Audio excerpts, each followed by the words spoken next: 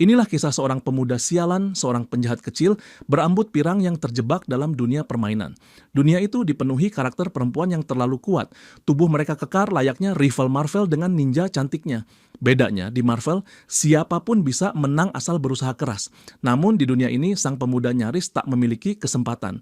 Sialnya, dirinya harus berurusan dengan seorang pelayan dingin, seorang putri es, dan seorang gadis bergaya kredo yang pada kenyataannya adalah pemeran utama sesungguhnya. Kata tersiksa mungkin terdengar kejam, tapi untuknya justru sebaliknya, menyenangkan sekaligus menakutkan. Pemuda malang itu adalah si pecundang berambut pirang, penjahat kecil yang berkali-kali diinjak harga dirinya oleh pelayan yang menyerupai seorang ibu, hingga ia hanya bisa pasrah. Nasibnya bahkan sudah terlihat, terkurung di dungeon, diperlakukan sebagai mainan belaka, hingga kelelahan setiap hari. Rasanya begitu menyedihkan sampai-sampai siapapun akan rela menukar tempat dengannya. Ayahnya sendiri berangkat ke medan perang, meninggalkan pesan agar dalam setahun sang putra sudah harus menanamkan benih keturunan lewat para pelayan. Tekanan keluarga, beban warisan, dan kelemahannya membuat semua terasa mustahil. Dunia ini penuh wanita absurd yang terlalu kuat, dan dirinya harus bertahan menghadapi amukan pemeran utama sejati yang begitu tak terkalahkan. Apakah ia bisa selamat? Namun semua itu tak penting. Pada akhirnya, dunia ini memang ditakdirkan untuk memamerkan para wanita perkasa. Dan begitulah kisahnya dimulai di dalam kastil keluarga Campbell. Pemuda itu menatap sekeliling kebingungan. Ingatannya masih segar, kecelakaan mobil, dentuman keras lalu kegelapan. Namun kini ia membuka mata di ruangan dengan dekorasi mewah ala Eropa. Bayangan wajahnya di cermin menunjukkan sosok remaja 17 hingga 18 tahun, muda dan tampan. Padahal dirinya semestinya jauh lebih tua, dengan tubuh lusuh dan penuh kegagalan. Keanehan itu membuatnya ragu. Ia mengambil sebilah pisau kecil untuk memastikan kebenarannya. Begitu ujung logam menggores kulit, darah segar menetes. Sakitnya begitu nyata hingga ia harus menjilat jarinya. Dunia ini terasa terlalu hidup untuk sekadar mimpi. Kenangan lain kemudian menghantam benaknya. Tubuh yang kini ia huni bernama Moon Campbell. Pemuda malang itu pernah kehilangan segalanya, dijauhi keluarganya, hidup sebagai pengemis, dan diusir dengan ancaman kematian bila berani kembali. Konon, Moon pernah melakukan kejahatan besar yang tak terampuni. Pemuda baru itu menutup wajahnya dengan tangan, sadar bahwa semua ini bukan kebetulan. Ia benar-benar bereinkarnasi ke dalam tubuh seorang penjahat kecil berambut pirang, sosok lemah yang bahkan bukan bangsawan berpengaruh. Dalam ingatannya, ia pernah membaca kisah ini. Judulnya saja sudah jelas, sang protagonis wanita terkuat dalam sejarah. Sebuah cerita klise tentang seorang gadis yang dikhianati keluarganya, lalu mengembara, mengasah diri membunuh monster, dan akhirnya menjadi pahlawan. Sedangkan Moon Campbell hanyalah batu sandungan kecil di awal kisah. Ia mencoba menghalangi si protagonis dengan mengirim kaki tangan, namun semuanya berakhir tragis. Rencananya hancur, ia diusir dari keluarga, hidup sebagai pengemis, dan 20 bab kemudian namanya sudah dilupakan. Reinkarnasi seharusnya menjadi awal yang baru. Namun apa gunanya jika tubuh barunya hanyalah pion yang dilindas oleh jalan cerita utama? Saat ia merenung, ketukan terdengar di pintu. Seorang pelayan masuk menanyakan apa yang terjadi. Dengan wajah tenang, ia menjawab tidak ada yang serius. Sang pelayan menyampaikan bahwa pakaian untuk jamuan esok hari sudah tiba. Ia mengangguk, memintanya meninggalkan ruangan. Namun sang pelayan melihat bercak darah. Raut wajahnya cemas, ia mendekat dan membersihkan luka itu dengan lembut, memintanya berhenti menyakiti diri. Moon yang baru memerah tak kuasa menahan degup jantungnya. Adegan kecil itu seakan terpatri di ingatannya.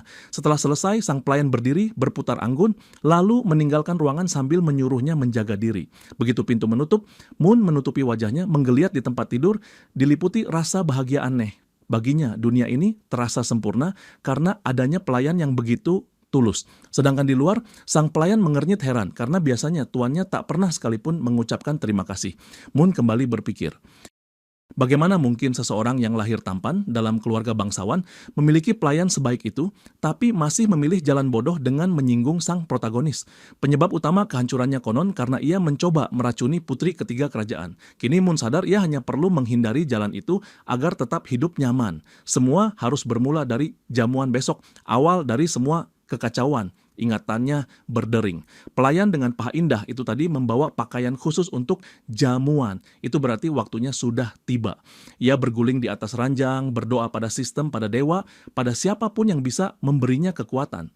Namun jika jamuan itu benar-benar besok, berarti ia sudah banyak berbuat buruk kepada protagonis. Ia hanya bisa berharap hukuman tidak terlalu berlebihan. Tapi bila pun dirinya harus diinjak, semoga sang protagonis mengenakan stocking hitam dan melakukannya perlahan.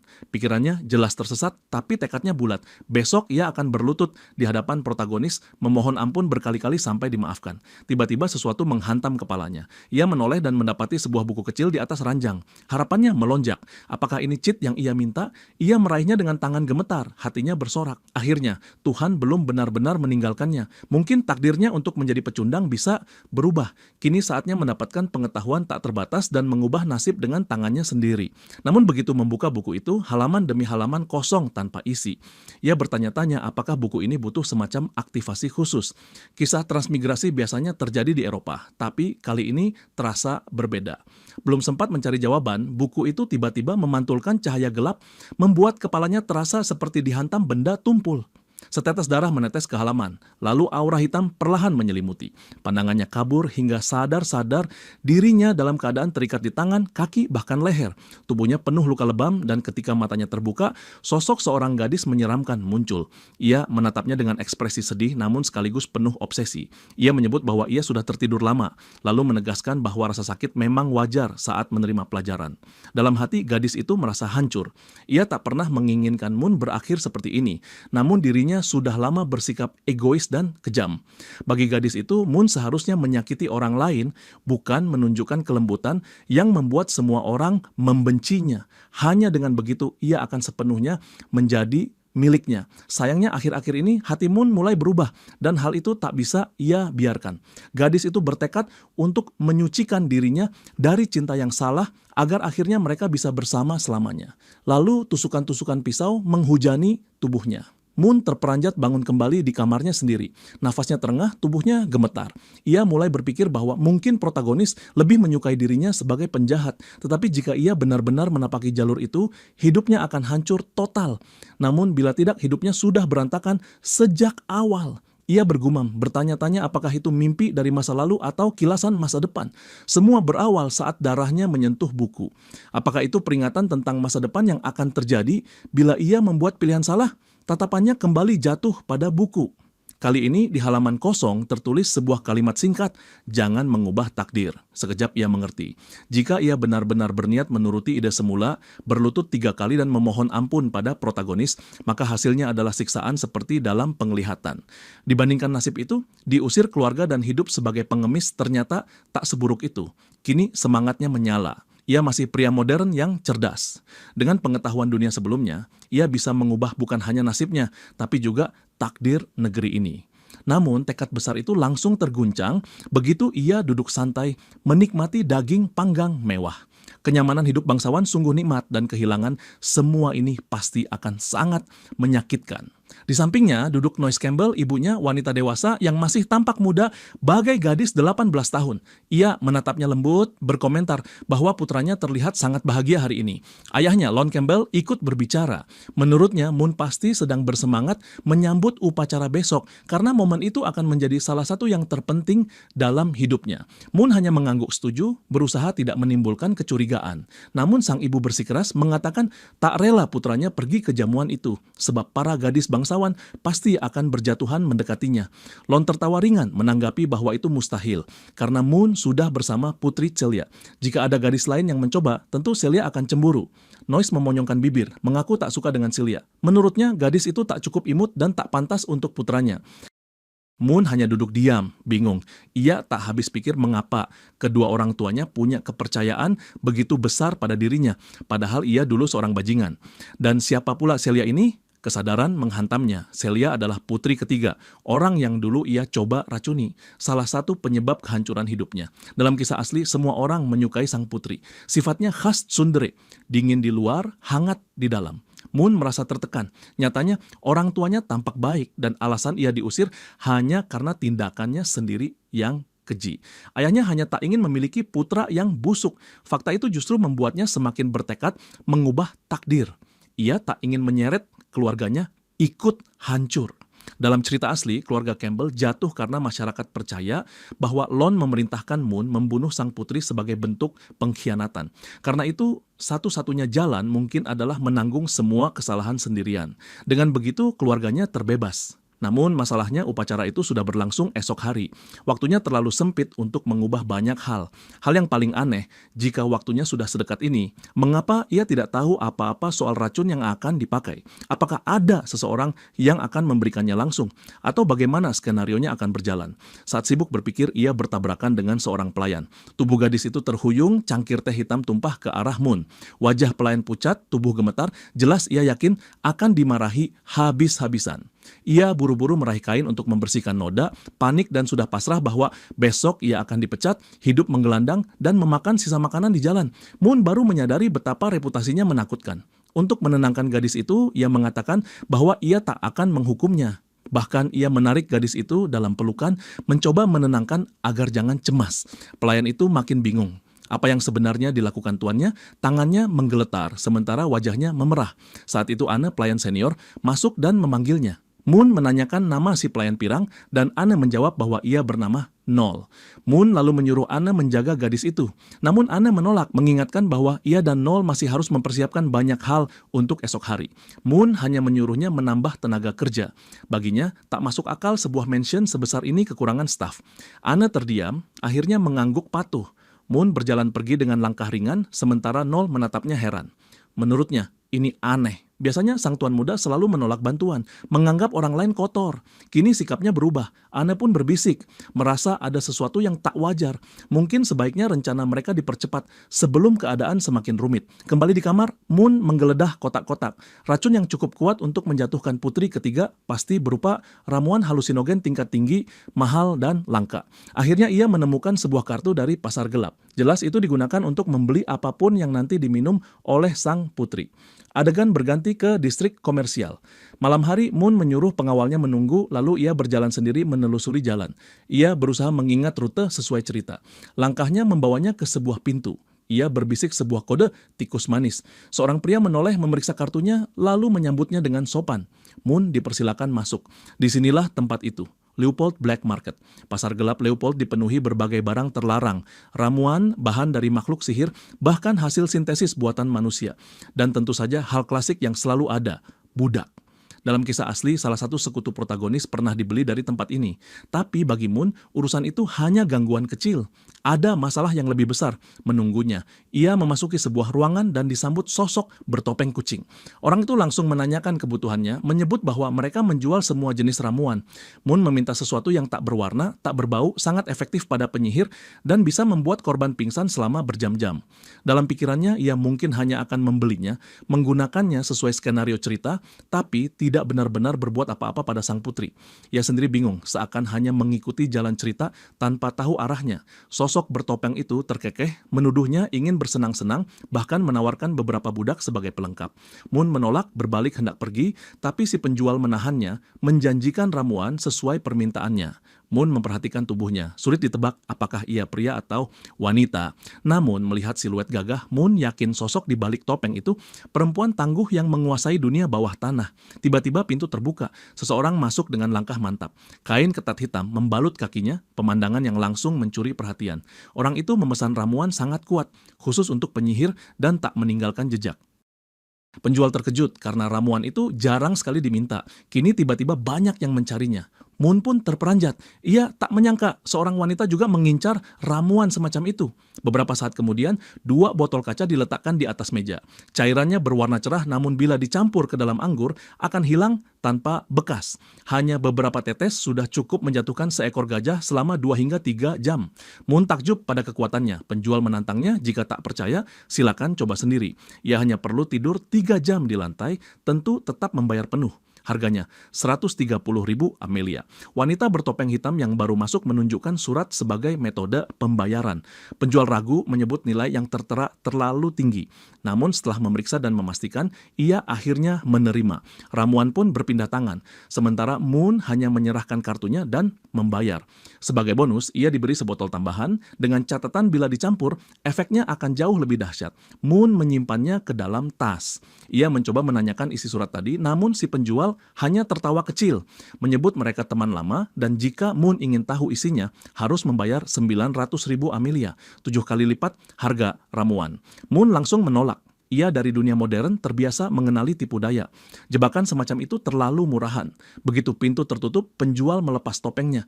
Benar saja, seorang wanita cantik dengan tatapan tajam. Kini ia tahu persis apa yang akan terjadi di Istana Campbell dan berencana menjual informasi itu ke kedua pihak agar kekacauan semakin besar. Malam berikutnya, Istana Campbell dipenuhi bangsawan yang sibuk berbincang. Moon berada di tengah keramaian, berusaha tampil tenang. Seorang pria berkumis memperkenalkan putri ketiganya pada Moon. Begitu menatap wajahnya, gadis itu gemetar, lalu buru-buru lari dengan alasan ibunya memanggil. Sikapnya lebih mirip ketakutan daripada malu. Ayahnya meminta maaf, menyebut sang putri memang penakut. Moon hanya mengangguk menyatakan tak masalah. Saat itu ia menyadari sesuatu, tak ada satupun gadis yang tampak senang berada di dekatnya. Reputasi masa lalunya begitu buruk hingga bayangannya masih melekat. Namun Lon ayahnya menepuk bahunya dengan bangga. Menurutnya Moon belakangan ini sudah banyak berubah. Malam itu ia akan berhenti menjadi bocah dan benar-benar menjadi pewaris keluarga Campbell. Moon tersenyum samar, berjanji dalam hati untuk melakukan yang terbaik. Suasana mendadak hening ketika pengumuman datang. Putri ketiga Kekaisaran Leopold akan segera memasuki ruangan. Gadis yang dikenal sebagai Dewi Es, keberadaannya dipuji laksana salju murni. Celia sang putri berjalan masuk dengan aura dingin dan keanggunan luar biasa. Rambutnya berkilauan, sorot matanya memancarkan wibawa. Laun segera pamit berbaur dengan tamu lain, sementara Moon mendekati Celia. Dengan sikap ramah, ia menyapanya, memuji penampilannya. Celia menerima dengan tenang, mengucapkan terima kasih. Namun dalam hati ia merasa ada yang janggal. Moon bersikap terlalu manis, terlalu sopan dibanding biasanya. Moon bahkan menyarankan agar Celia beristirahat setelah perjalanan jauh. Saat ia berjalan melewati ruangan, para bangsawan menunduk memberi hormat. Celia menatap sekilas, merasa heran apa yang sebenarnya terjadi dengan Moon Campbell malam ini. Di sisi lain, telinga Moon menangkap bisikan. Beberapa orang bergunjing tentang seorang putri haram yang pernah berduel dengan suaminya. Katanya, gadis itu kini ingin diakui sebagai pewaris sah. Sebagian tamu menyuruh mereka diam, menganggapnya rumor konyol. Dan tak lama, sosok yang ditunggu tiba. Dialah Ariel Board, protagonis dunia ini, gadis berambut hitam polos yang baru masuk bersama rombongan. Penampilannya sederhana, wajahnya biasa saja, namun justru itulah ciri khas seorang protagonis. Ia menyapa Moon dengan ramah. Moon sempat canggung lalu membalas seadanya, menyambutnya dengan senyum kaku. Tiba-tiba seorang pria besar melangkah maju, menegur Ariel karena berbicara terlalu santai pada Tuan Muda Campbell. Situasi tegang seketika, namun Moon mengangkat tangan menyuruhnya diam. Ia berkata Ariel boleh berbicara sesuka hati. Sikap sopannya hari ini sudah lebih dari cukup. Ariel sempat tertegun, nyaris kehilangan kendali. Bagaimana mungkin Moon yang dulu memperlakukannya seolah dirinya hanyalah anak haram tak berguna, kini bahkan bisa menyebut namanya dengan benar. Teman di sampingnya ikut heran, lalu seseorang memanggil, menyebut nama lengkapnya, Leah Angel. Moon mengulurkan tangan hendak meraih miliknya, namun Ariel langsung menepis keras menatap tajam dan memperingatkan agar ia berhenti dengan semua tipu muslihat. Ia menarik Moon lebih dekat, berbisik tajam. Ia ada di tempat itu karena ayah Moon, jadi sebaiknya Moon tak berani mencoba hal licik pada dirinya maupun Leah. Jika ia nekat, Ariel bersumpah Moon tidak akan keluar hidup-hidup dari sana. Setelah itu, ia melepaskan genggaman dan melangkah pergi. Moon hanya bisa memandangi punggungnya yang menjauh. Benar saja, berurusan dengan protagonis memang tidak pernah mudah. Namun, ia tak begitu peduli. Setelah malam ini berakhir, Ariel akan menapaki jalannya. Sementara ia menapaki jalannya sendiri. Mereka tak perlu saling berurusan lagi. Tak lama kemudian, ia diminta memberikan pidato. Rupanya, malam itu juga ulang tahunnya yang ke-18. Semua tamu bertepuk tangan memujinya. Moon hampir saja terbawa perasaan, namun segera sadar bahwa inti acara baru akan dimulai. Dari sudut mata, ia melihat sosok Celia yang berdiri anggun di dekat cermin. Ia mendekat, memperkenalkan diri dengan sopan, meminta maaf bila tindakannya sebelumnya dianggap kasar. Ia lalu memohon kehormatan untuk berdansa dengannya. Celia menerima tanpa ragu.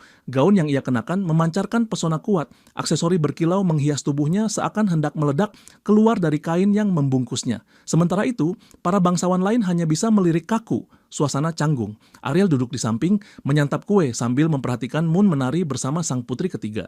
Celia memuji langkahnya, Moon tersenyum gugup, mengaku dirinya masih pemula. Celia mengangguk merasa Moon kini benar-benar bersikap seperti bangsawan sejati. Namun ia masih teringat bagaimana Moon dulu pernah mengajaknya berdansa dengan cara angkuh. Prajurit, aku akan memberimu kemurahan hati menari denganku. Ia bahkan menyuruhnya bersyukur. Moon buru-buru memohon agar melupakan masa lalu itu. Musik pun terus mengalun, gerakan mereka menyatu. Celia memuji perubahan Moon dan tiba-tiba ia berbisik meminta berbicara lebih pribadi. Ia tahu pernikahan mereka hanyalah perjodohan politik antar keluarga. Moon menjawab ringan jika Celia ingin membatalkannya, mereka bisa bekerja sama untuk melakukannya. Celia tersenyum samar mengatakan mereka bisa membicarakan itu nanti. Lalu tanpa basa-basi, ia mengajak mereka berdua menuju kamar Moon. Dari sudut aula, dua pelayan nakal saling berbisik sambil melihat keduanya pergi. Mereka bergidik geli menyebut bahwa gadis itu berani sekali masuk wilayah si tuan muda bodoh. Menurut mereka, ini sudah masuk ranah Lionheart dan mereka harus bergerak cepat sebelum keadaan makin runyam. Di kamar, Moon menawarkan minuman. Celia menolak halus mengatakan ia tidak bisa menyentuh setetes pun alkohol. Moon terjebak dalam dilema. Dalam kisah asli, protagonis berhasil menaklukkan hati Celia, tapi ia sama sekali tak tahu bagaimana caranya. Di sisi lain, ia seharusnya memberinya ramuan. Tapi bila Celia menolak minum, bagaimana caranya? Ia bertanya apa yang biasanya Celia sukai. Gadis itu menjawab kopi, lalu berubah pikiran dan menyebut teh hitam. Hanya ada dua pilihan di tempat itu, teh hitam atau anggur. Moon mengangguk, pura-pura antusias menyiapkannya. Celia hanya menatap, bingung dengan sikapnya yang begitu semangat. Di meja belakang, Moon memasukkan setetes cairan ke dalam cangkir, bukan ramuan tidur, melainkan ramuan cinta. Ia juga sempat memegang botol lain, tapi ragu untuk memakainya. Tepat ketika itu, Celia memanggil, membuatnya panik dan memutar tubuh terlalu cepat. Cairan dalam botol lain tumpah ke lantai sebuah ramuan perangsang. Untungnya, kedua ramuan itu tak meninggalkan jejak sihir. Meski begitu, rencananya untuk menjual sebagian isi botol pupus sudah. Moon membawa teh ke hadapan Celia. Dari jendela, seseorang mengintip. Ariel mengawasi dari luar. Celia menatap cangkir, heran, teh hitam keluarga Campbell tampak merah berkilau. Moon cepat-cepat menjelaskan, itu adalah ramuan langka dari timur, sebuah kelezatan mahal. Celia tersenyum tipis, lalu menyuruhnya meminumnya dulu. Moon tertawa canggung, mengaku ia bisa dipercaya. Namun Celia menegaskan seorang pelayan selalu wajib mencicipi minuman lebih dahulu. Etika bangsawan yang mendasar. Moon mengangkat cangkir, hendak menyesap, tetapi Celia tiba-tiba meraih cangkir satunya, menukar dengan miliknya. Sekali teguk, tubuhnya limbung. Cangkir terjatuh dari tangannya. Dalam sekejap, ia ambruk di sofa, pingsan. Moon menatapnya, jantung berdegup cepat. Dalam hati ia merasa lega karena sudah menyiapkan kedua cangkir dengan ramuan. Untungnya, rencana kecilnya berhasil. Menurut kisah asli, sang protagonis seharusnya masuk ke kamar pada detik ini untuk membunuhnya. Moon tahu ia harus tampak mencurigakan, maka ia menurunkan rok Celia sedikit, membuka kancing bajunya, melepas kemejanya sendiri, lalu mengamati hasilnya.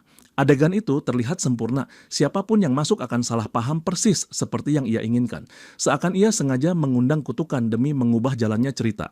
Namun menit demi menit berlalu tanpa ada yang datang. Setengah jam lewat, tetap sepi.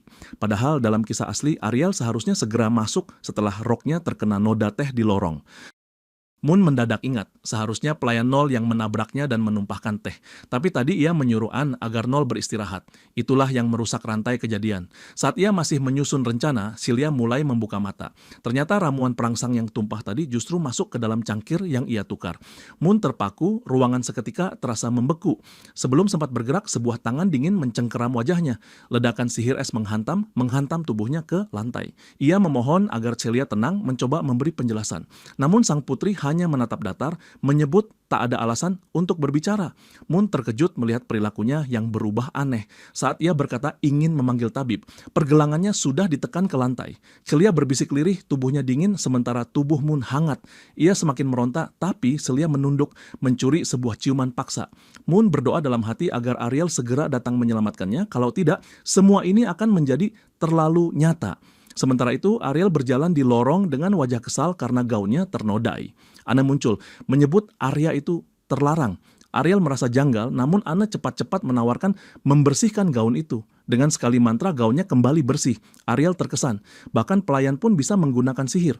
Seorang pelayan lain menyinggung kue pacici yang akan dihidangkan. Seketika wajah Ariel berseri, ia berterima kasih penuh semangat. Anne tersenyum manis, lalu berbalik dengan ekspresi licik tersembunyi. Meski sempat merasa ada sesuatu yang salah seperti bau darah samar, Ariel mengabaikannya. Bagaimanapun, ini mention seorang duke. Tak ada alasan mencurigai apapun. Lagi pula, menurutnya Celia sang Dewi Es pasti bisa mengurus si bajingan Moon.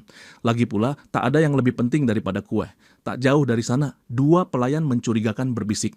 Salah satunya berambut abu-abu mengatakan Ariel bukan target. Target sebenarnya adalah seseorang bernama nomor 9, tapi Ariel berhasil membunuhnya meski peringkatnya lebih tinggi. Pelayan berambut gelap memperingatkan agar mereka cepat karena bila Campbell muncul, misi akan gagal. Namun rekannya yakin keadaan sudah berjalan sesuai rencana. Di kamar, Moon hancur berantakan, penuh goresan, terengah. Untungnya tak ada yang benar-benar terjadi. Ia hanya berusaha keras bertahan melawan Celia. Sang putri akhirnya terbangun sepenuhnya, menghunus pedang dan menodokkannya ke wajah Moon. Ia memintanya menyebut kata-kata terakhir. Moon mencoba menenangkan, namun Celia dingin berkata bahwa ia akan mati tanpa sempat menjelaskan apa-apa. Dalam panik, Moon spontan berteriak bahwa semua tindakannya lahir dari cinta tulus. Wajahnya memerah penuh emosi, memohon agar para dewa memberinya kesempatan kedua. Celia hanya mendengus jijik. Baginya, Moon memang kotor. Moon buru-buru meminta maaf, mengatakan mereka bahkan belum melakukan apa-apa. Namun Celia menukas keras. Ia tetap menjijikkan karena memilih jalan licik, ramuan dan tipu daya. Menurutnya, andai Moon berusaha tulus, ia mungkin bisa menerima pernikahan itu. Namun dengan cara ini, ia hanya menambah kebusukan. Ia memerintahkannya untuk berlutut. Baru saja Moon menunduk, Celia menangkap suara asing dari balik pintu. Ia mencengkeram leher Moon, memaksanya berteriak menyuruh semua orang pergi. Setelah itu, ia melempar Moon ke lantai, menyuruhnya berpakaian dan menghadapi tamu tak diundang itu. Baginya, Moon akan mati juga, jadi lebih baik biarkan ia yang membuka pintu. Moon terjepit di antara tiga pilihan buruk: dibunuh Celia, digantung oleh raja, atau terjebak dalam permainan aneh orang misterius. Celia yang sibuk mengenakan kembali stocking hitamnya berkata santai bahwa ajalnya sudah dekat. Moon membuka pintu dengan gugup. Sosok seorang pelayan muncul membawa nampan makanan. Pelayan itu tersenyum, menyebut mereka sempat bertemu sebelumnya. Moon mengucapkan terima kasih, memintanya meletakkan makanan. Namun ia segera sadar, wajah pelayan ini asing. Saat ditanya, pelayan itu menjawab bahwa ia baru dipekerjakan untuk membantu persiapan jamuan. Moon merasa aneh, tidak ada staf baru yang seharusnya masuk ke mansion. Pelayan itu mengangguk, lalu tiba-tiba menerjang, menjatuhkan Moon ke lantai. Targetnya ternyata bukan Moon, melainkan Celia. Dua belati berkilat di tangannya. Ledakan sihir terdengar. Saat Moon menoleh, ia melihat Celia berhasil bertahan. Dengan tatapan membeku, ia menuntut jawaban. Apakah kakak bodohnya yang mengirim pembunuh ini? Sang pembunuh hanya tertawa dingin, menyebut detail itu rahasia. Di ruangan lain, bola-bola emas melayang, berbisik lirih. Mereka menyatakan bahwa malam ini sang putri akan terbunuh di kediaman Campbell, dan itu akan menjadi akhir dari seseorang. Seorang gadis berambut putih tampak menyadari semuanya, meski siapa dirinya belum jelas. Kembali ke kamar setelah ledakan tadi, pelayan pembunuh mundur, mengakui bahwa sihir Celia jauh lebih padat dari perkiraannya. Namun ekspresinya berubah begitu mendengar mantra berikutnya. Celia mengangkat tombak es, hampir saja menembus tengkorak lawannya. Pertarungan brutal pun meledak. Moon hanya bisa meringkuk, berpikir getir bahwa saat para dewa bertarung, manusia fana hanya bisa menderita. Ia mencoba membuka pintu, tapi segel penghalang sudah terpasang. Pelayan itu pasti sudah melemparkan mantranya untuk mengisolasi ruangan. Ia bersembunyi di balik lemari, menyadari bahwa rencana ini sudah dipersiapkan jauh sebelumnya. Pasti ada yang membocorkan informasi dari dalam. Sebuah serangan hampir mengenainya. Yang bisa ia lakukan hanyalah berdoa agar Celia menang. Namun melihat Celia berdiri tegak meski berdarah-darah, memegang tombak dengan tatapan membeku, ia mendadak bertanya-tanya, jika Celia menang, bukankah ia juga bisa terbunuh setelah ini? Sebuah pikiran jahat muncul. Mungkin tak ada salahnya bila sang putri mati di sini. Pelayan musuh itu menyebut Celia memang jenius, dan Celia membalas dengan tenang bahwa ia bisa merasakan seseorang menggunakan sihir gravitasi untuk mengganggu langkahnya. Itu berarti ada kaki tangan lain. Celia menuntut nama dalang di baliknya, mengancam akan menghabisi mereka berdua bila tak dijawab. Pelayan itu malah memuji lagi, mengatakan rumor tentang kejeniusannya benar adanya. Celia mendesis, memaksa jawaban. Namun si pelayan berkata ia bukan untuk membunuh, hanya untuk mengulur waktu. Mendadak ruangan bergetar hebat. Dari luar, pelayan berambut abu-abu menyebut ruangan kini tersagel penuh. Rekannya mengeluarkan botol kaca, menyatakan pengorbanan 100 anak untuk memanggil Tuhan dunia cair. Celia terperanjat, mengenali kekuatan dewa kegelapan. Aura merah menyembur, menghantam tubuhnya ke dinding. Ia sadar, jika para tikus pembunuh bayaran itu muncul, ia takkan mampu bertahan. Pelayan musuh mengaku bahwa target sebenarnya memang sang putri. Celia menangkis serangan berikutnya dengan pisau yang direbut dari tangan Moon. Meski tubuhnya babak belur, stocking terkoyak, napas memburu, ia masih menghindari serangan mematikan. Namun darah sihirnya habis. Sebuah tendangan telak dirusuk membuatnya jatuh keras. Namun Celia tidak menyerah. Ia bangkit kembali meski ringkih. Sang pembunuh berjanji akan memberinya kematian tanpa rasa sakit, lalu melompat untuk serangan terakhir. Darah muncrat dan Moon berdiri di depannya. Ia menahan serangan itu dengan tubuhnya sendiri, tanpa perisai, tanpa pertahanan. Tubuhnya roboh, darah mengalir deras. Paiman Celia menatap terkejut. Mengapa ia melindunginya, padahal bila dirinya mati, tak ada seorang pun yang akan tahu. Moon hanya terbatuk, mengatakan itu tidak penting. Seperti yang Celia ucapkan tadi, ia memilih untuk bertindak sebagai pria sejati. Celia mendengus dingin, meraba nadinya. Katanya, sisa hidup Moon hanya cukup untuk 3 kalimat terakhir. Ia memintanya gunakan baik-baik agar bisa disampaikan pada Duke. Moon mengangkat tangannya menyentuh wajah Celia. Dengan suara lemah, ia meminta maaf, mengaku bahwa ia sungguh memiliki perasaan padanya. Lengan itu jatuh terkulai. Seandainya ia mati di sana, mungkin akan disebut legenda. Namun Celia menolak. Ia tak akan membiarkannya mati hanya dengan permintaan maaf. Tidak setelah semua yang terjadi. Ia memanggil namanya, berkata Moon harus hidup dan menebus semuanya.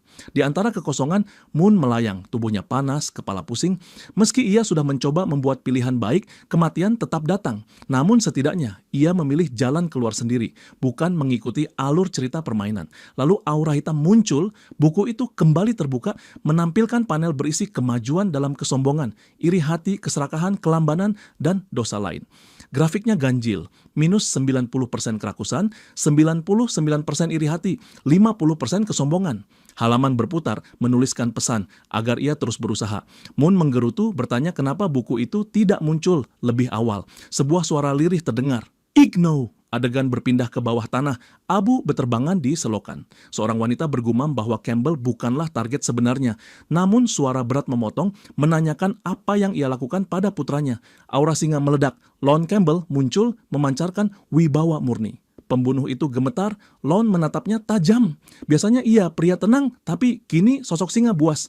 Ia menuntut jawaban, apa yang telah dilakukan terhadap anaknya. Sementara itu, Moon kembali sadar di kamar. Anne duduk di sisi ranjang, ia terbangun mendapati pelayan itu tersenyum, menanyakan kabarnya. Moon mencoba bangkit, namun rasa sakit menusuk dada, membuatnya jatuh lagi. Ia meminta maaf, mengaku kakinya lemas. Ia sadar harus berhati-hati. Anne bukan orang yang bisa dipercaya.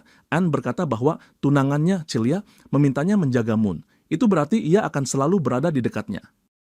Ia bahkan berkata akan membantu Moon mandi, sambil langsung mencoba membuka pakaiannya. Moon panik, buru-buru menolak, mengaku kondisinya sudah membaik. Anna hanya tersenyum, tetap mengangkat tubuhnya ke kamar mandi. Ia mengusirnya agar keluar, lalu beberapa waktu kemudian kembali ke ranjang. Anna memberi kabar, ia tertidur selama 3 hari penuh. Moon nyaris mati karena kehilangan terlalu banyak darah dan kekurangan oksigen. Hanya berkat sihir Celia, ia masih hidup. Rupanya sang putri tidak menceritakan soal ramuan. Namun Anne menyebut ada hal penting yang disampaikan. Rencana pembunuhan telah terungkap. Ayah Moon menangkap salah satu penyerang dan menyiksa mereka hingga bicara. Kini keluarga Campbell masih harus meminta maaf pada raja karena putrinya terancam di kediaman mereka. Tapi yang aneh, tak ada hukuman dijatuhkan. Semua karena Celia sendiri mengatakan sesuatu pada raja hingga keluarga Campbell dimaafkan. Moon akhirnya terhempas kembali ke ranjang, merasakan sedikit lega. Pada akhirnya, semua tidak berjalan seburuk yang ia bayangkan. Namun Anne tiba-tiba mendekat, menatapnya tajam, menanyakan kenapa ia tampak begitu tegang. Apa ada sesuatu yang terjadi di kamar bersama sang putri? Moon langsung teringat pada ucapannya tentang sesuatu yang hangat. Ia buru-buru menyangkal, berkata tak mungkin ia berani melakukan hal segila itu. Celia pasti sudah membelah tubuhnya jadi serpihan. Anne hanya terkekeh, lalu menyuruhnya minum ramuan hangat yang ia bawa. Moon meneguknya, lalu langsung tersedak. Rasanya sungguh mengerikan. Ia bertanya apa sebenarnya cairan itu. Anne menjelaskan tenang, itu tonik untuk memulihkan darah dan mempercepat penyembuhan. Di luar pintu, 3 pelayan lain berbisik. Mereka heran, biasanya bila Moon makan atau minum sesuatu yang asam, ia akan murka dan menghukum semua orang. Tapi hari ini ia hanya duduk tenang. Mereka mulai ragu apakah harus melapor pada nyonya besar. Namun Moon sempat mendengar dan menyuruh mereka diam saja, tidak usah melapor. Itu hanya ramuan biasa. Setelah itu, ia menenggaknya habis di depan mereka. Begitu pintu tertutup, tubuhnya gemetar, lalu isi perutnya keluar deras. Cairan kental hitam pekat seperti oli mentah tumpah ke lantai. Pemandangan menjijikkan. Dan lebih buruk lagi, ia harus meminum ramuan itu 2 kali lagi bila ingin benar-benar pulih. Anne tenang saja, malah menawarkan membuatkannya panekuk dan teh. Ia menyodorkan seiris kue dan Moon dalam keadaan lemah mengucapkan terima kasih. Bahkan ia berseloroh, Anne terlalu baik, pantas mendapat kenaikan gaji. Anne tersenyum tipis, mengangkat sedikit roknya, lalu berkata, ia menghargai pujian itu. Ia pergi sambil menyebut ada surat untuk Moon di meja kecil. Moon sempat memanggilnya kembali. Ia mengingat sesuatu. Tadi Anne berkata bahwa ia sudah meminum ramuan asam itu 4 kali. Bagaimana mungkin kalau setiap kali masuk mulut pasti dimuntahkan? Anne menjawab datar. Ia menaruh gula di mulutnya sendiri lalu memindahkannya padanya. Moon sempat rileks setengah detik sebelum otaknya benar-benar memproses maksud kalimat itu. Wajahnya memerah, ia menjerit ke dalam bantal. Meski begitu, ia berbaring nyaman, berpikir kalau memang begitu, mungkin hidup dengan kakak pelayan seperti Anne tidak sepenuhnya buruk. Namun tiba-tiba ia teringat, ia juga sudah mencium Celia. Pikirannya kacau, ia meraih surat di meja. Isinya singkat, Celia menulis bahwa kini ia menganggapnya setengah pria. Moon menghela napas lega. Setidaknya tuduhan kejahatan besar berhasil dihindari. Beberapa saat kemudian, ibunya menangis lega melihatnya masih hidup. Moon merendah mengatakan itu bukan hal serius, namun Noyce menyuruhnya bercermin. Di dadanya ada cekungan luka besar. Moon hanya tersenyum tipis menyebut itu sekadar goresan. Selama ia hidup, tak masalah. Lon menambahkan bekas luka itu bukan noda, tapi medali. Justru berkat keberanian Moon menyelamatkan sang putri, bencana besar berhasil dihindari. Moon menatap sekeliling. Ia baru sadar, tak ada satupun pelayan yang benar-benar normal di rumah ini. Bahkan yang berdiri di sebelahnya tampak seperti prajurit bertubuh raksasa. Moon kemudian meminta penjelasan tentang apa yang sebenarnya terjadi setelah ia pingsan. Ayahnya bercerita, 3 pembunuh berhasil ditangkap. Dibutuhkan usaha keras untuk membuat mereka bicara. Akhirnya informasi terungkap, mereka bukan pembunuh bayaran biasa, melainkan pengikut seseorang bernama Raja Layu. Moon terdiam. Nama itu tidak pernah muncul dalam kisah asli. Lon menjelaskan, Raja Layu adalah dewa kegelapan purba, biang dari banyak kengerian. Pengikutnya sanggup melakukan apapun jika dibayar cukup mahal, bahkan membunuh orang tua mereka sendiri. Tapi Lon menegaskan, ia sudah memberi perintah untuk memusnahkan mereka semua. Noyce menambahkan, suaminya mencapai posisi sekarang berkat prestasi militer. Moon tersenyum getir lalu menyatakan ia bangga menjadi putra mereka. Namun pertanyaan sesungguhnya adalah siapa dalang di balik semua ini? Sayangnya jawabannya nihil. Semua pembunuh terikat kutukan aneh. Begitu mencoba menyebut nama penyokong mereka, tubuh mereka terbakar dan hancur jadi abu. Pasar gelap pun sudah disapu bersih, tapi bukti nyata tak ditemukan. Moon berpikir dalam hati.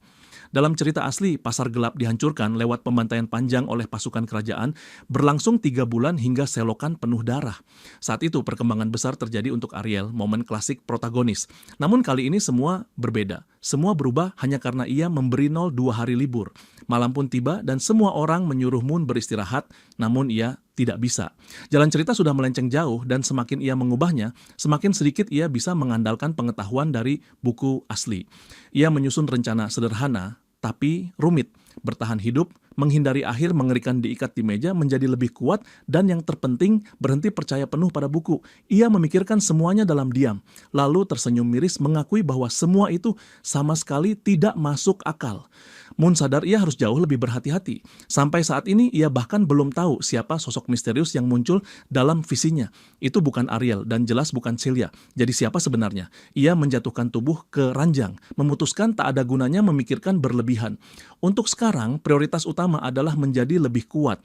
Sebagai putra seorang Duken, ia punya banyak sumber daya untuk membangun kekuatan. Masalahnya, semua cara itu terlalu konvensional. Lebih parah lagi, pemilik asli tubuh ini pernah menghabiskan setahun penuh di akademi bergengsi dan keluar dari sana hanya dengan satu mantra cahaya kelas sampah. Meski begitu, sebagai putra seorang panglima, ia seharusnya punya bakat terpendam, bukan? Mustahil ia benar-benar selemah itu.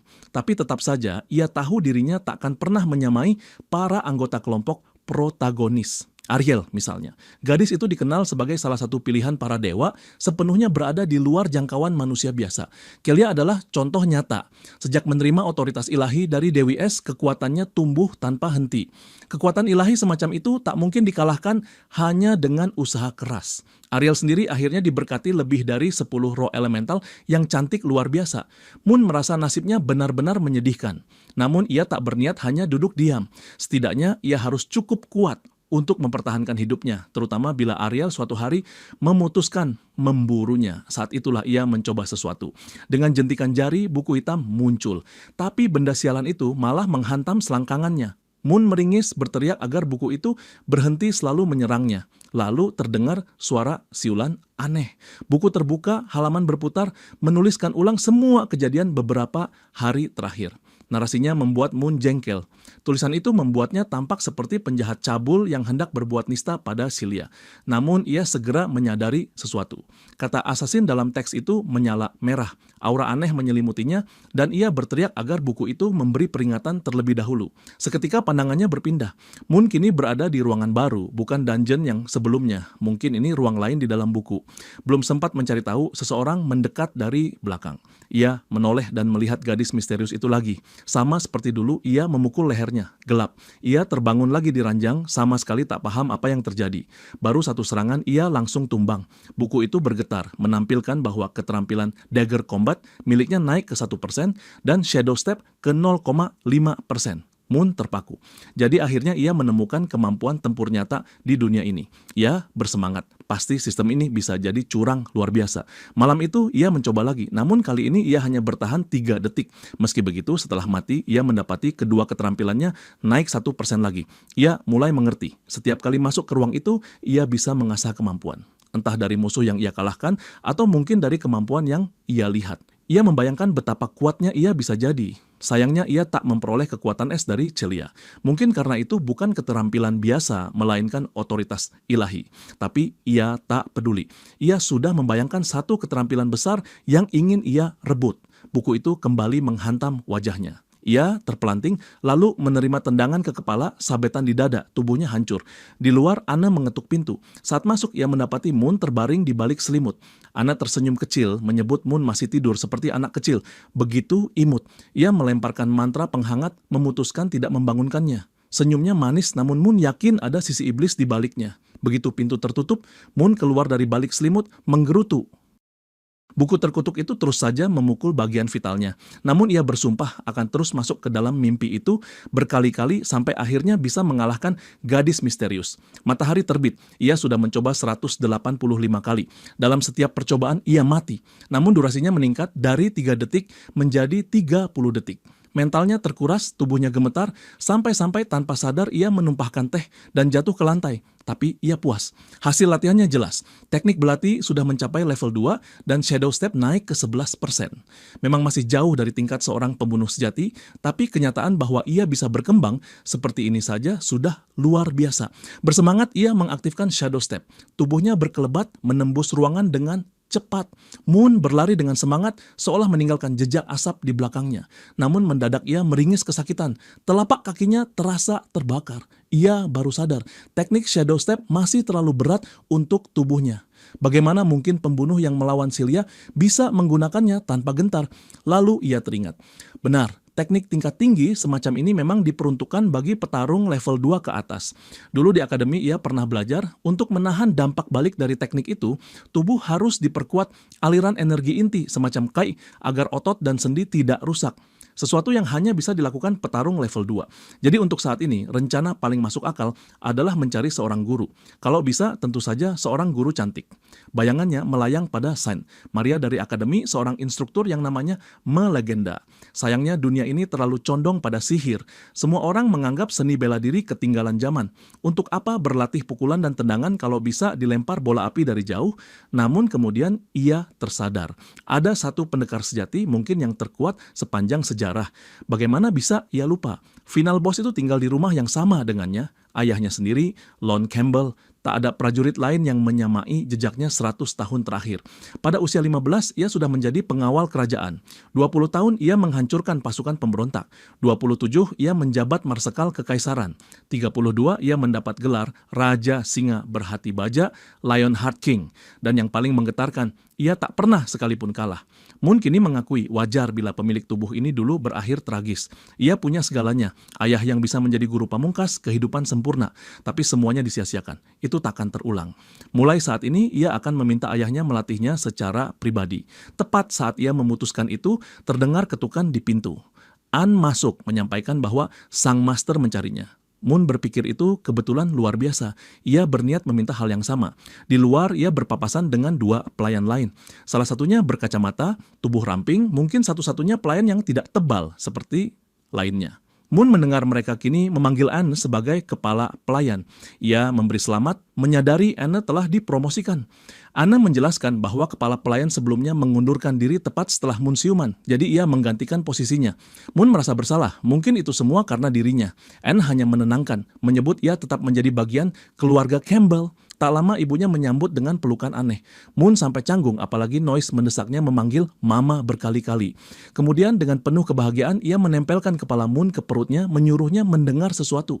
Ternyata ia hamil. Moon akan segera memiliki adik. Lon masuk menyuruh istrinya tenang. Putra mereka baru saja pulih, jangan sampai terlalu bersemangat. Tak lama, kabar mengejutkan lain datang. Sang duka akan kembali ke garis depan sore itu juga. Moon terperangah. Ia melihat pelayan tinggi besar yang berdiri di samping ayahnya, benar-benar seperti prajurit perang. Lon menjelaskan bahwa situasi di perbatasan genting, tanda-tanda iblis abyssal mulai muncul. Moon tahu kebenaran sesungguhnya. Ini hanyalah pengalihan. Serangan besar baru terjadi 3 tahun lagi saat Ariel bangkit sebagai penyelamat. Tetapi jika ayahnya benar-benar pergi sekarang, meski hanya mengatakan sebulan, pada kenyataannya ia akan hilang selama 3 tahun. Rencana Moon untuk belajar langsung darinya pun hancur. Seekor griffin membawa kereta tiba di halaman. Sang Duke berpamitan, menenangkan istrinya agar jangan menangis. Ia memanggil Moon, menyatakan kebanggaannya. Ketika Moon melindungi sang putri dengan nyawanya, itu adalah keberanian sejati. Darah ksatria sejati keluarga Campbell. Ia mengingatkan simbol keluarga mereka. Pedang melambangkan kekuatan, naga melambangkan musuh yang harus dikalahkan. Campbell adalah senjata kekaisaran, dan suatu saat setiap pria keluarga ini akan menginjakkan kaki di medan perang. Ia menegaskan, mungkin Moon akan memilih jalan berbeda dan itu tidak masalah. Yang penting ia kini sudah menjadi pria sejati. Karena itu, sang ayah berjanji akan menginvestasikan semua sumber daya yang dulu tak pernah ia miliki agar Moon bisa tumbuh lebih kuat. Moon terdiam, diliputi emosi. Namun sebelum berangkat, sang ayah berkata ada hal penting yang harus dibicarakan. Ia ingin tahu apa yang Moon pikirkan tentang Annie. Moon tercekat menjawab bahwa Anne baik. Tapi kenapa tiba-tiba membahas itu? Sang ayah menjelaskan, ia sudah melihat gadis itu tumbuh besar. Anne berasal dari keluarga baik, pintar, dan yang terpenting, ia memandang Moon lebih dari sekadar tuannya. Jika Moon tidak ingin kehilangannya, sebaiknya ia segera melakukan sesuatu. Moon hanya berdiri terpaku, pikirannya kacau balau. Moon masih bingung dengan ucapan ayahnya. Namun Duke tak memberi ruang untuk salah paham. Ia berkata terus terang, keluarga Campbell membutuhkan lebih banyak pewaris. Istrinya baru saja hamil anak kedua, dan karena dirinya harus kembali ke medan perang, tidak akan ada cukup waktu untuk menambah keturunan. Moon gugup menyebut dirinya sudah bertunangan dengan Celia. Namun, sang ayah menepis hal itu, mengatakan bahwa pertunangan tersebut hanya urusan politik. Bahkan jika nanti mereka menikah, Celia akan menjadi istri utama, sementara Anne bisa dijadikan istri kedua. Wajah sang Duke berubah serius mengeluarkan titah terakhir 3 tahun mendatang. Ketika ia kembali, Moon harus sudah memiliki seorang anak. Tak ada tawar-menawar. Moon terperangah. Bagaimana mungkin ayahnya menyeret Anne ke dalam hal ini? Setelah sang Duke pergi, Anne muncul di ambang pintu, mengaku mendengar namanya disebut. Ia bertanya lembut, apakah Moon membutuhkan sesuatu darinya? Moon alih-alih mengelak, justru blak-blakan. Ia berkata mereka diminta memiliki anak, tapi menurutnya itu hanya candaan. Tidak perlu dianggap serius, ia menegaskan tugas Anne hanya sebagai pelayan dan suatu saat mereka akan berjalan di jalan masing-masing. Namun di saat bersamaan, ia menambahkan bahwa Anne adalah wanita sempurna dan ia yakin suatu hari Anne akan menemukan pria hebat yang akan membahagiakannya. Jika itu terjadi, Moon berjanji akan memberinya restu. Dengan percaya diri, ia menepuk bahunya, menyuruhnya berani mencari kebahagiaan sendiri. Moon melangkah pergi sambil tersenyum puas, merasa sudah melakukan hal yang benar. Namun kenyataannya berbeda. Anne berdiri kaku, tubuhnya bergetar. Matanya memerah, giginya terkatup rapat. Dengan suara rendah bergetar, ia berbisik bahwa Moon benar-benar sudah berubah. Dan ia tak akan menunggu lagi. Malam ini juga ia akan bertindak. Malam pun tiba. Moon berbaring merenung, semua rencananya berantakan. Ia berharap bisa mendapat pelatihan dari ayahnya, tapi sang duka kini sudah pergi. Untuk sementara, ia memutuskan menjauh dari akademi.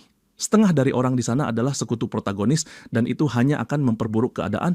Ia harus menguasai dasar-dasar lebih dulu, baru kemudian menjelajah dunia. Ia menutup satu buku, lalu meraih buku hitam.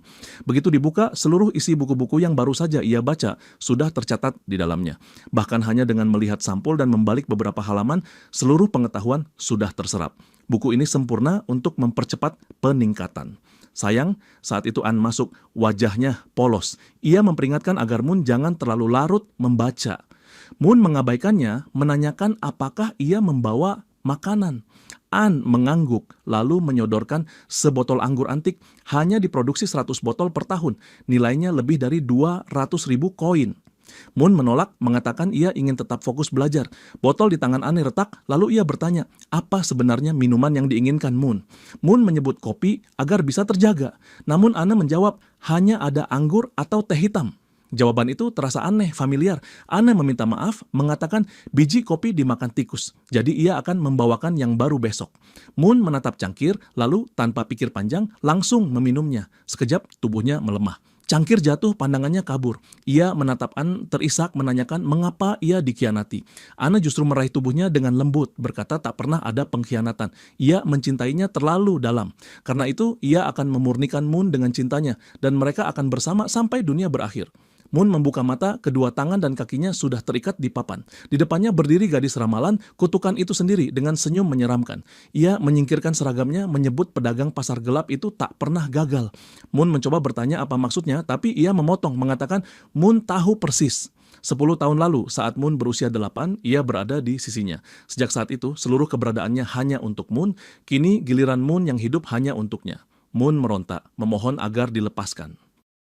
Gadis itu mendiamkannya, berbisik bahwa malam ini ia akan mengurus segalanya. Tubuhnya, jiwanya, setiap helai rambut, setiap tetes darah, semuanya akan menjadi miliknya. Pagi berikutnya, Moon terbangun dengan mata kosong, tubuh lunglai. Wajahnya pucat, lingkaran hitam menghiasi matanya. Malam panjang penuh pingsan dan tersadar berulang kali membuatnya benar-benar terkuras. Moon masih tidak percaya. Sosok yang selama ini menghancurkan hidupnya hingga jadi sampah, tak berguna, sosok yang kini mengikat tubuhnya dengan rantai baja, ternyata adalah Anne yang mengakui. Hanya dengan satu serangan saja dirinya tumbang. Meski mentalnya sudah dipersiapkan, rasa sakit yang menyerang tubuh tetap membuatnya menggeliat tak berdaya. Dalam hati ia memohon agar gadis itu menghentikan kegilaan ini, melepas belenggu di pergelangan tangannya, memberi kesempatan untuk kabur. Namun balasan yang diterima hanyalah penolakan dingin. Anne menganggap penderitaan ini tidak ada apa-apanya dibanding tahun-tahun panjang ia menunggu. Meski wajahnya meringis, Moon dalam diam mengakui sensasi yang ditimbulkan begitu mengguncang. Namun ia sadar jika semua ini berlanjut, hidupnya pasti berakhir. Ia butuh jalan keluar, tapi kedua pergelangan tangannya dikunci baja yang terpatri langsung ke dinding, membuat geraknya nyaris mustahil. Saat ia mencoba merenggangkan lengan, Anne melirik dan bertanya apa yang ia lakukan. Moon hanya berdalih bahwa tangannya pegal dan ia ingin meregang sedikit. Anne menjawab sudah terlambat, tidak ada yang bisa dilakukan, lalu berbalik bersiap meninggalkan ruangan.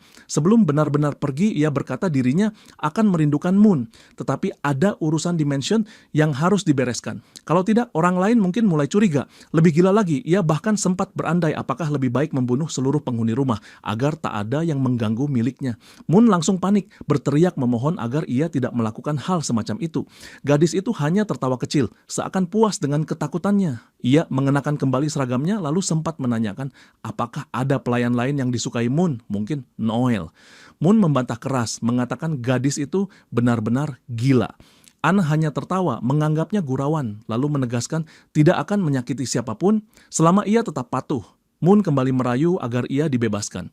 Tidak mungkin dirinya akan dikurung di ruangan ini selamanya. Namun dengan petikan jari, borgol baja itu justru terbuka sendiri. Bukannya kebebasan, Anne menegaskan bahwa inti ruangan ini adalah ruang segel dengan baja yang diperkuat menara kuno, mustahil ditembus siapapun. Moon kembali resah, bertanya apakah orang lain tidak akan curiga dengan menghilangnya ia begitu lama. Anne menjawab tenang. Ia sudah menyebarkan cerita bahwa setelah pidato sang ayah, Moon memutuskan kembali ke akademi. Jadi tidak ada seorang pun yang akan mencurigai ketidakhadirannya. Ia bahkan berjanji akan tetap membawakan 3 kali makan sehari, sama seperti dulu, seolah semua ini normal. Ucapan itu diakhiri dengan sebuah pukulan telak yang membuat tubuh Moon meringkuk menahan sakit.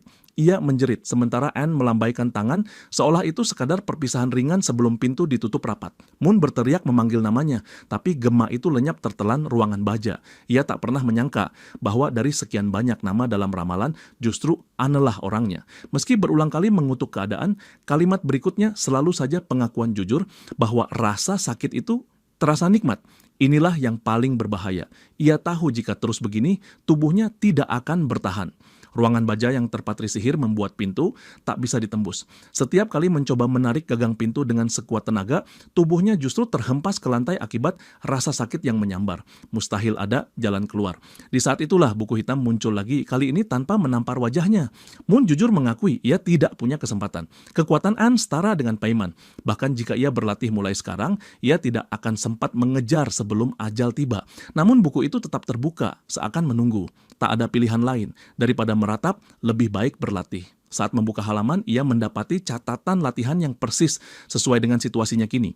Beberapa jam berikutnya, tubuhnya sudah terkapar setelah berhasil menyelesaikan 199 lalu 200 push-up. Meski semalam tubuhnya dipaksa hancur, ternyata fisiknya masih sanggup menahan beban. Namun dalam hati, ia menggerutu. Pertama Paimon, lalu kini Anne. Apa sebenarnya yang terjadi?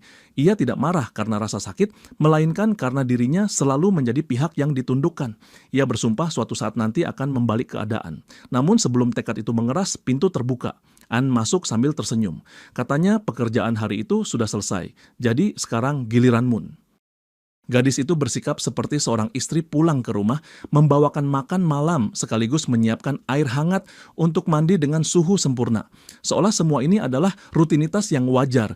Ia menawarkan pilihan makan, mandi, atau yang lain.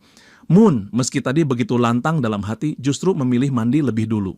Ia terbenam dalam air, wajahnya berusaha tenang, padahal ketegangan jelas terlihat. Ia berbisik pada diri sendiri bahwa dirinya bukan anak kecil, tidak perlu diperlakukan begini. Namun Anne tetap mendekat, menegaskan bahwa tubuh Moon kini miliknya, jadi wajib ia rawat sepenuhnya. Saat makan malam tiba, Moon mengucap terima kasih. Makanan itu terasa luar biasa. Ia bertanya daging apa yang dipakai. Anne dengan tenang menjawab, itu daging banteng bertanduk 3 langkah. Binatang yang terkenal bisa meningkatkan kekuatan fisik. Ia menyiapkannya khusus demi dirinya. Ia menegaskan agar makanan itu jangan pernah disajikan lagi padanya. Namun perempuan itu hanya menyunggingkan senyum miring, mengingatkan bahwa sebenarnya ia sudah memakannya puluhan kali tanpa sadar. Selama ini ia diam-diam selalu memberikannya. Pemuda itu berdiri dengan wajah kesal. Ia merasa lelah. Dikurung tanpa pernah melihat cahaya matahari saja sudah cukup menyiksa, dan sekarang ia harus menelan makanan aneh semacam itu. Jika kali ini ia tidak dibiarkan keluar, maka tubuhnya kembali roboh, tak sadarkan diri, terkapar tanpa daya. Malang sekali apa yang bisa dilakukan seorang pria terjebak semacam ini. Lagi-lagi makanan itu membawa kutukan. Bahkan perempuan itu sempat berbisik agar ia menikmatinya karena malam yang panjang baru saja dimulai. Begitu ia membuka mata kembali, jelas terlihat tubuhnya sudah hancur, diperas habis.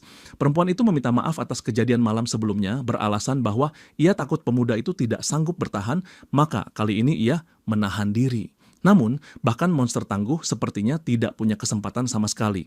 Pemuda itu yang sempat berkoar akan menguasai keadaan justru kembali terinjak habis. Saat perempuan itu mencoba berbicara, ia memilih diam sama sekali tidak menanggapi. Karena itulah perempuan itu akhirnya menyebut bahwa selama 2 hari penuh ia sudah menjadi anak baik, maka sebagai hadiah ia boleh mengajukan 1 permintaan. Tanpa pikir panjang, ia memohon kebebasan, tapi perempuan itu segera menolak. Ia mencoba meminta pakaian baru, namun lagi-lagi tidak diizinkan. Ia menatap dengan pasrah, seolah mengeluh bahwa permintaan macam apa ini jika semuanya mustahil. Perempuan itu menjelaskan bahwa tingkat tertinggi permintaannya sekarang hanyalah hal sepele, seperti menentukan menu makan besok. Di luar sana, bahkan para pembaca yang mengikuti kisah ini ramai berkomentar, mengasihani penderitaan tokoh utama dan bercanda, ingin menukar tempat hanya agar bisa meringankan beban si malang ini. Akhirnya ia hanya bisa menghela napas dan mengakui memilih makanan sendiri mungkin lebih baik daripada tidak sama sekali. Ingatan pun melayang pada masa lampau. Waktu ini biasanya ia bisa menikmati anggur musiman dan ikan khas tertentu. Perempuan itu menanggapi bahwa ikan yang ia maksud berasal dari Danau Bipor, tempat yang sangat jauh. Pemuda itu sengaja melebih-lebihkan, mengingatkan bahwa dulu ia seorang jiwa bebas, sedangkan kini sekadar memilih makanan saja tidak mampu. Jika bahkan seekor ikan dari Danau Bor pun tak bisa ia nikmati, apa artinya hidup ini? Perempuan itu memanggil namanya, lalu akhirnya menyerah. Baiklah, ia akan mendapatkannya. Seketika ia menggenggam lengan perempuan itu, penuh syukur. Rasa terima kasihnya meluap, bahkan hatinya kini penuh tanda cinta. Meski penderitaan yang ia keluhkan seolah berbalik jadi permainan manis. Ia berharap perempuan itu mendapat hari yang indah di pekerjaannya, menambahkan bahwa ia akan menunggu di rumah. Perempuan itu langsung meledak, wajahnya merah padam, terkejut oleh ucapan tersebut, hingga akhirnya refleks mencium bibirnya, meninggalkan sang pemuda terpaku dalam diam. Sebelum pergi, ia menyebutkan bahwa perjalanan menuju Danau Bor akan memakan waktu hingga besok sore, jadi sebaiknya pemuda itu beristirahat. Begitu keluar, ia terlihat menahan diri keras-keras bergumam hampir kehilangan kendali barusan. Baginya, tuan muda itu memang makhluk paling menggemaskan di dunia, dan ia sudah tak sabar membawa pulang ikan itu demi bisa terus memanjakannya. Di dalam kurungan, pemuda itu berandai, mungkin kali ini ia bisa mendapatkan sedikit ketenangan dan tidur malam yang utuh. Itu berarti sudah waktunya mengeluarkan harta kesayangannya, sebuah buku. Ia harus kembali berlatih, menggiling kemampuan di ruang simulasi. Kini ia hendak memasuki pelatihan bernama Ruang Seribu Kunci, sebuah simulasi dari buku yang pernah ia baca untuk meningkatkan kemampuannya dalam memecahkan sagel sihir. Sementara itu, di suatu tempat di bawah hujan deras dan badai yang mulai mengamuk, seseorang memperingatkan seorang gadis agar menjauhi Danau Bor karena sangat berbahaya. Saat orang itu hendak meraih tangannya, si gadis langsung mengaktifkan kekuatan dan menusukkan energi ke tangan lawan, menegaskan bahwa tak seorang pun boleh menyentuhnya selain tuan muda. Jika ada yang mencoba menghentikannya lagi, maka tubuh orang itu akan dilempar menjadi santapan ikan. Orang tua yang terluka hanya mendengus. Jika si wanita gila itu ingin mati, ia takkan melarang, tapi ia harus tahu bahwa penguasa Danau Bipor telah terbangun. Guild sudah mengawasi dan mereka memastikan makhluk itu adalah salah satu raja monster. Anne mengangkat tangannya dan tersenyum tipis, merasa semua ini masuk akal dengan cuaca ganjil yang sedang terjadi. Tukang perahu yang menunggu di sisi danau bergumam bahwa dirinya harus mendapat bayaran 300 koin sebagai kompensasi, mengingat sekarang tangannya terluka. Lebih dari itu, ia memperingatkan agar si gadis tidak main-main dengan Guild para adventurer. Mereka tidak akan membiarkannya pergi begitu saja. Namun gadis itu dengan tenang menunjukkan ember penuh koin yang terendam es, tanda bahwa uang bukan masalah baginya. Lagi-lagi tukang perahu itu bertanya, apakah benar ia masih ingin melanjutkan perjalanan? Ia harus mengerti betul bahayanya, terutama jika nekat melawan guild utama para adventurer. Tetapi gadis itu hanya menanggapi dingin, menyatakan bahwa semua itu tidak penting baginya. Guild tidak berarti apa-apa. Ia melakukannya demi cinta. Adegan berganti pada sekelompok adventurer yang berkumpul di tepi danau. Seorang gadis yang menggenggam tongkat berbisik bahwa ia tidak akan membiarkan sesuatu terjadi pada Rod. Setelah misi kali ini berakhir, ia bertekad menyatakan perasaannya. Namun salah satu rekannya menegurnya dengan tajam, menyuruh Erika untuk berhenti melamun. Sebagai healer, ia harus segera memulihkan rekan-rekannya atau mereka tidak akan mampu bertahan lebih lama. Erika segera menyalurkan sihir penyembuhan, namun pekikan lain terdengar, makhluk itu datang. Setelah menahan begitu banyak serangan khusus, akhirnya sang penguasa danau menunjukkan dirinya. Dari permukaan air, seekor hiu raksasa muncul, jelas inilah penguasa Danau Bipor. Makhluk itu langsung mengumpulkan energi membentuk bom air raksasa. Seseorang berteriak menyebut nama Rod dan pria itu segera mengangkat sihir perlindungan bumi menciptakan penghalang. Ia berteriak agar penyihir segera meluncurkan serangannya. Gadis berstaf itu mulai mengucap mantra membuktikan bahwa ia bukan hanya penyembuh, melainkan juga penyihir yang mahir. Namun tepat sebelum sihirnya dilepaskan, ledakan lain mengguncang area. Ia memaksa Rod untuk menyerbu maju. Rod tidak menyia-nyiakan kesempatan. Ia berlari ke depan, mengayunkan pedang hingga menghantam kepala hiu raksasa itu langsung. Seluruh danau berguncang seolah meledak oleh serangan tersebut. Rod terhuyung kelelahan, namun masih sempat berbalik dan mengangkat jempol, menyatakan tugasnya selesai. Benar saja, ia memiliki rekan penyihir kuat dan seorang healer yang setia. Kombinasi yang tampak sempurna untuk sebuah party. Penyihir yang baru saja selesai merapikan rambutnya tersenyum penuh rasa syukur, sementara Erika hanya duduk terpaku dengan hati yang merosot, merasa tidak memberi kontribusi berarti. Rod dan gadis penyihir itu, Tia, saling memberi pujian. Mereka tampak bahagia bisa berpetualang bersama. Sementara itu, hati Erika makin terhimpit. Ia teringat janji masa kecil ketika ia dan Rod bertekad selalu berjalan bersama. Selama bertahun-tahun ia bekerja keras demi berada di sisinya, namun sekarang justru hanya menjadi penyokong di belakang, sementara Rod jelas-jelas semakin dekat dengan Tia. Tia masih sibuk menyembuhkan luka Rod ketika pria itu tiba-tiba memanggil Erika, menyuruhnya kembali fokus dan membantu membedah tubuh monster danau. Namun tiba-tiba suasana berubah. Suara aneh terdengar dari air, permukaan danau kembali bergolak, lalu ledakan air menjulang ke langit. Semua orang segera berlindung. Seekor makhluk lain bangkit dari kedalaman. Inilah yang sebenarnya penguasa sejati danau. Tia segera merapal sihir tingkat 3, mantra besar, namun serangan itu sama sekali tidak berpengaruh. Energi sihirnya menghantam leher makhluk itu, tetapi tubuh sang monster tidak tergoyahkan. Sebagai balasan, makhluk itu melepaskan badai petir dari tanduknya. Kilatan cahaya menyambar langit. Erika dengan cepat menarik Rod, menyelamatkannya dari sambaran, berteriak agar ia berhati-hati. Namun Rod menepis, menyuruhnya menjauh. Makhluk ini terlalu kuat untuk mereka hadapi. Ketika Erika bertanya apa yang akan ia lakukan, Rod hanya menjawab singkat.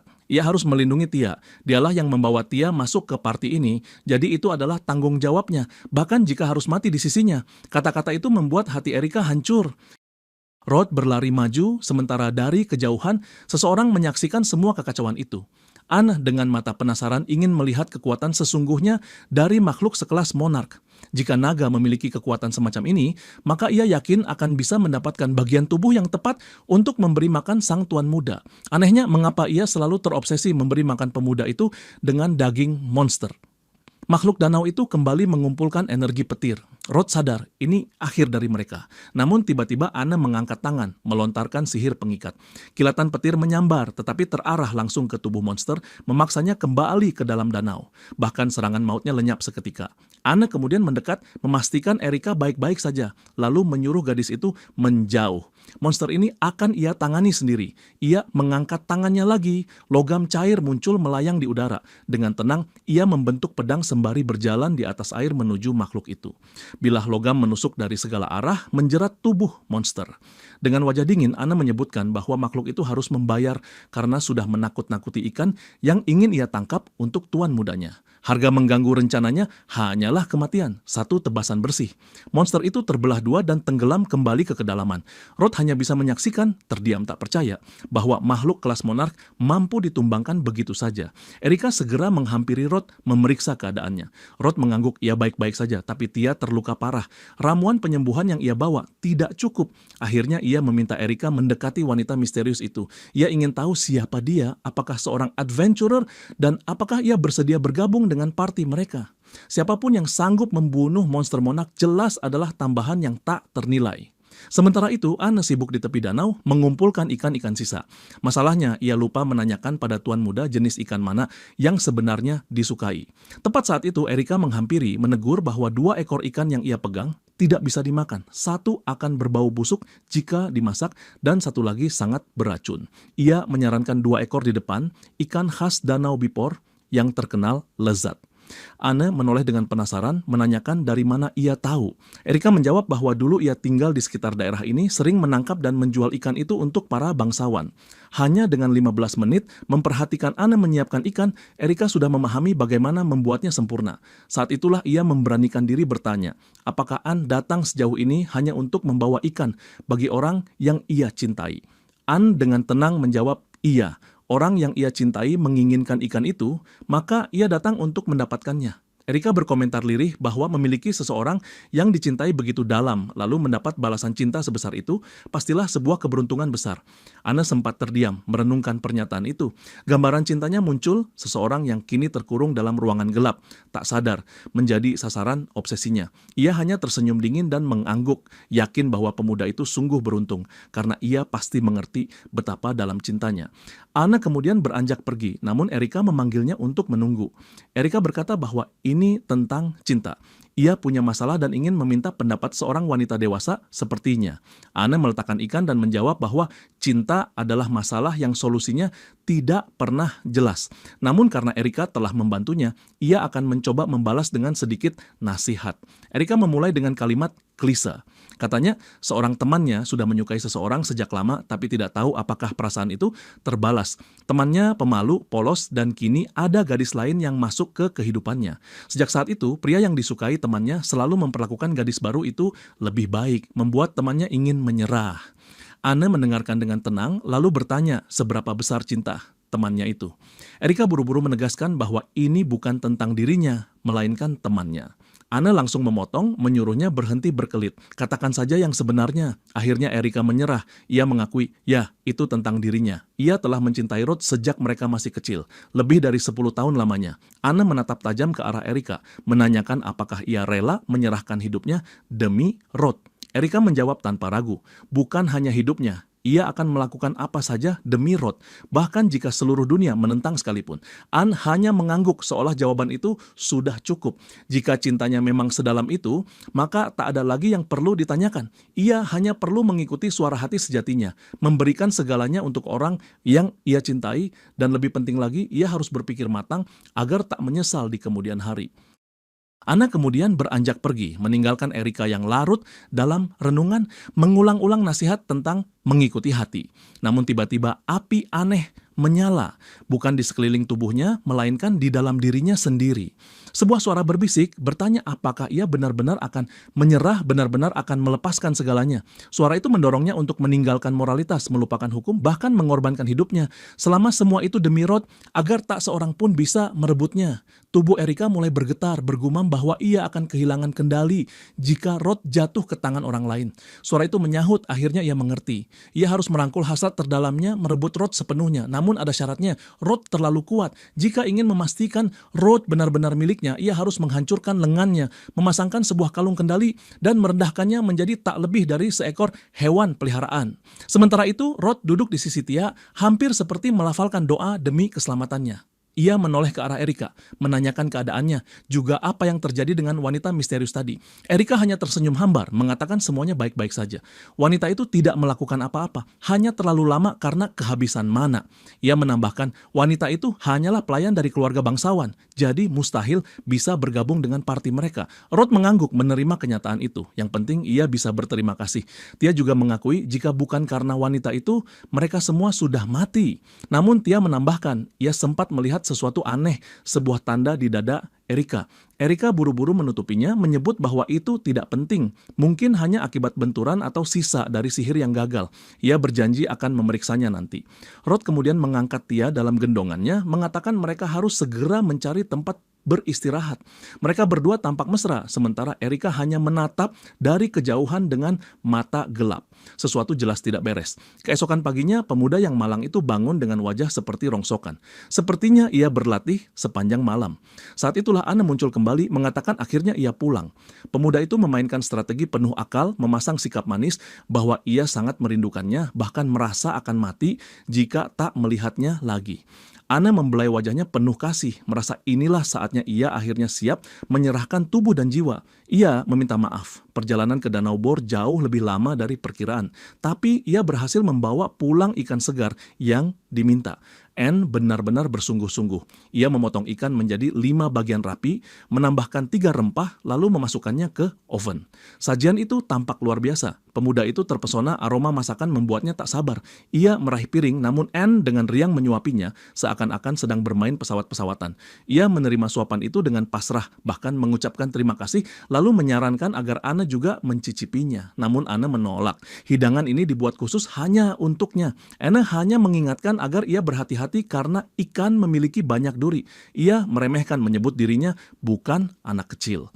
Namun saat gigitan pertama, duri tersangkut di tenggorokannya. Anne langsung mendekat, berkata ia akan mengurusnya. Pemuda itu panik, bertanya bagaimana. Dengan wajah datar, Anne menjelaskan bahwa ia akan menempelkan bibirnya, menggunakan paru-parunya untuk menyedot tulang itu keluar. Pemuda itu berteriak dalam hati betapa gila dan tak masuk akalnya cara itu. Namun apalah daya, nasib malang kembali menimpanya. Anne dengan ceria mengumumkan masalah sudah selesai. Berhasil mengeluarkan duri, ia hanya bisa menggumamkan terima kasih yang lelah, lalu melanjutkan makan demi menghentikan ocehannya. Setelah piring kosong, ia mengakui ikan itu benar-benar lezat. Tak lama, Anne sudah bersiap dengan maksud lain. Ia memberi isyarat jelas, namun pemuda itu menolaknya. Ia butuh jeda. Anne segera melontarkan kartu psikologisnya, bertanya apakah ia sudah bosan dengannya.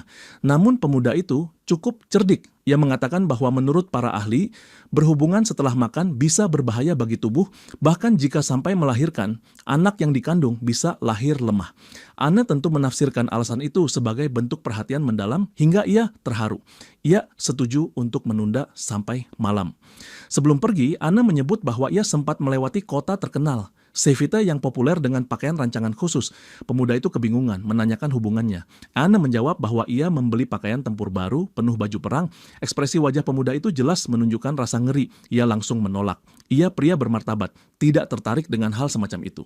Namun Anne hanya tersenyum, mengatakan bahwa ia sudah lama tahu, bahkan sempat melihat semua majalah tersembunyi miliknya. Alasan ia selalu mengenakan stocking hitam semata-mata untuknya. Pemuda itu terperanjat, selalu mengira itu hanya gaya pribadi Anne, namun diam-diam ia harus mengakui, ia memang menyukainya. Anne tertawa kecil, menyebutnya polos, lalu melambaikan tangan, menyuruhnya tidur siang.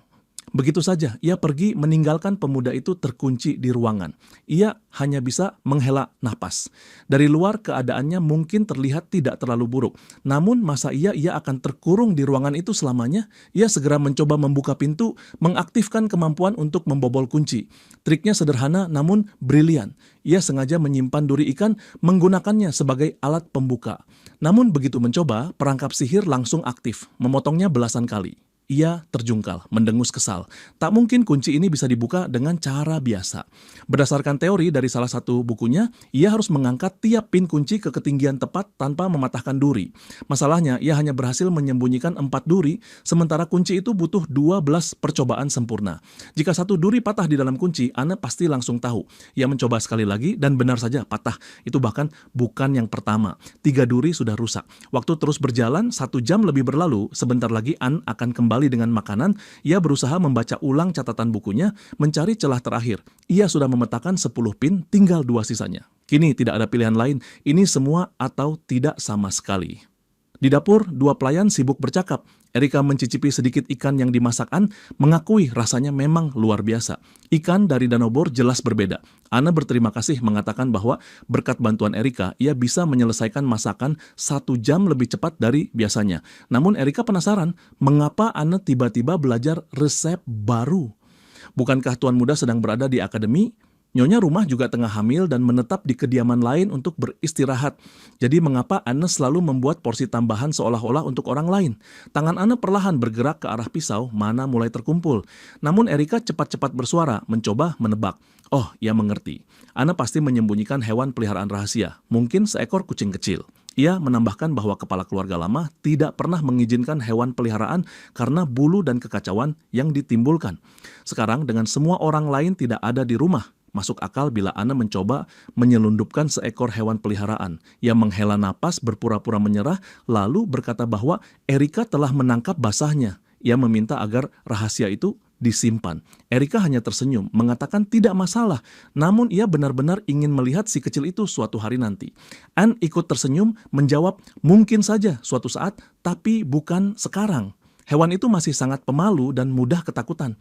Sambil melangkah pergi, Anne berpikir lega.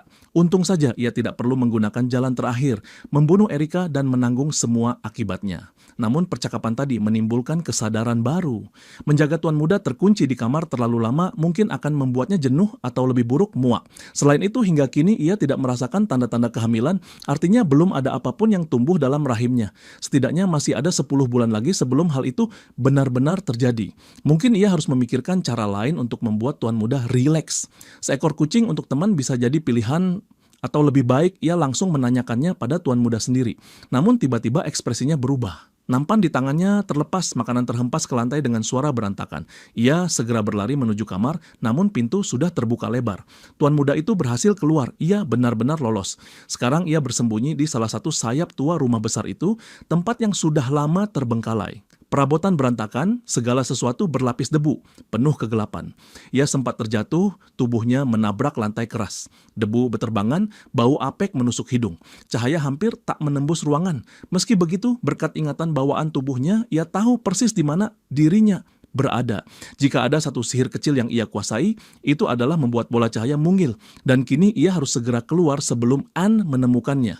Namun baru saja ia bernapas lega, terdengar bunyi logam menghantam. Sebuah pisau menancap di dinding tepat di samping kepalanya. Tubuhnya membeku, terengah kaget. Mustahil, ia sudah berlari sejauh ini. Bagaimana mungkin Anne bisa menyusulnya secepat itu?